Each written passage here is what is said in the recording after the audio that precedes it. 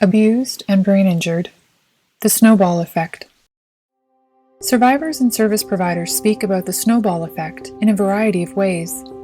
This video shares these feelings using their words. It's this vicious cycle of not wanting to do what you really want to do, what your heart is set on doing, so you can get out. And it's like this huge snowball effect. What do I do? Where do I go? How do I fix what I know the problem is? Because you know what the problem is, and you're confused. You finally just give up.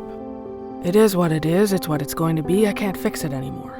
The snowball starts with the intersection of intimate partner violence and traumatic brain injury, each complicated and then melding together, becoming hard to separate one from the other, blending together into one interconnected, complex condition. They discuss how their mental health is like a snowball rolling downhill, picking up more and more snow as it goes. When you have the TBI, you lose a lot of yourself, and then you lose a lot of self-confidence and self-esteem because you realize what you've lost. Then you add the IPV and you lose even more. It's like a cumulative effect, and you just keep getting pushed down, and just the anxiety in your head's whirling day after day, and you're beaten down, and you're so anxious, and you're so depressed, and you're so wound up, and you can't think, and you just don't even know which end is up, and you don't know how to get up, and you have one thing here, and then you had something else, and you just keeps going. It's just a snowball effect. They speak about the impact on work and school, making it hard to manage everything they need to do, all while staying safe. Women take on so much in our day-to-day lives, and will often have a lot of mental labor on top, just trying to organize daycare schedules and appointments. And if she's involved with CAS or any other services, that means she's navigating all those too. We know that with IPV, the place of employment can be a very dangerous place for women because the abuser knows where she works and may have some connections with that. And some employers are less willing to accommodate changes.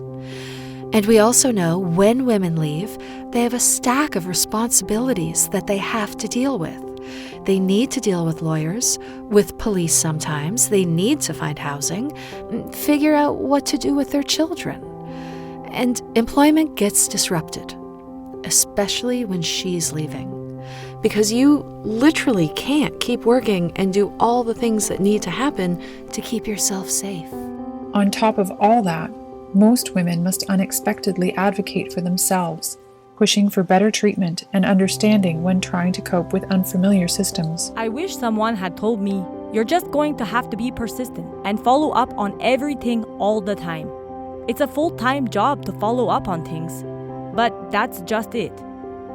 Not taking no for an answer, questioning things, challenging things, asking why, asking for rationale, and trying to gain an understanding.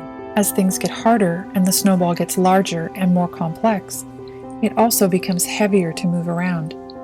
Leaving becomes more complicated. I mean, it's horrible what some women go through when they leave. It's why some of them go back again when they have no other choice. They feel they have no other choice. You know they get lost in the gaps, so they end up back there.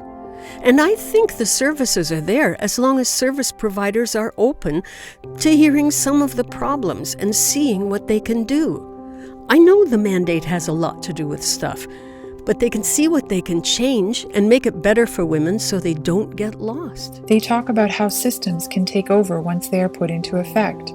So you start with one small thing in one system, and before you know it, lots of different things in other systems are affected too. As soon as intimate partner violence is involved and the police are involved, usually CAS is involved.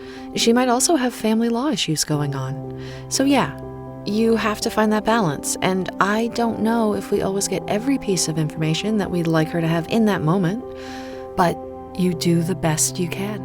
And no matter who I talk to, all the women I have dealt with over the last few years are still going through settlement and that kind of stuff. And so now it's another 6 months down the road. Some of these women, when they leave, they have nothing. Same as me, I left with nothing. And some of them don't have a job. So with the system prolonging everything like that, What are they going to live on?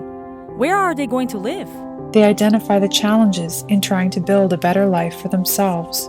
When so many little barriers roll together and become huge, insurmountable barriers.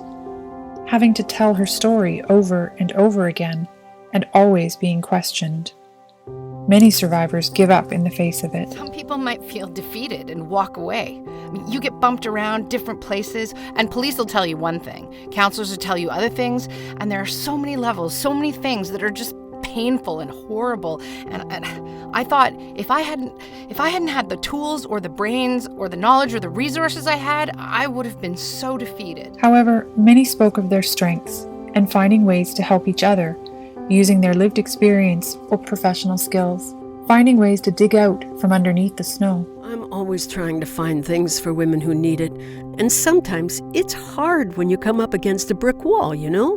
Because you really have to almost be an advocate for yourself, or have someone to advocate for you in order to get anywhere. All the things that went wrong with the systems, I thought there must be something I can do to help fix it.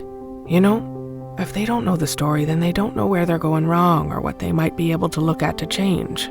I thought if I can make it better, the route, the paths, whatever a woman has to take to get the services that she needs and make the services a little better for her, then all that I went through for 20 years will be worth it. You know, something good will have come out of it. The research team would like to thank all the participants who shared their knowledge and expertise with us so we could better understand the intersection of traumatic brain injury and intimate partner violence.